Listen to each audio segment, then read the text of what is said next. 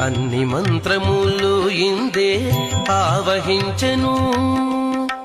వెన్నతో నాకు గలిగే వెంకటేశు మంత్రము అన్ని మంత్రములు ఇందే ఆవహించెను.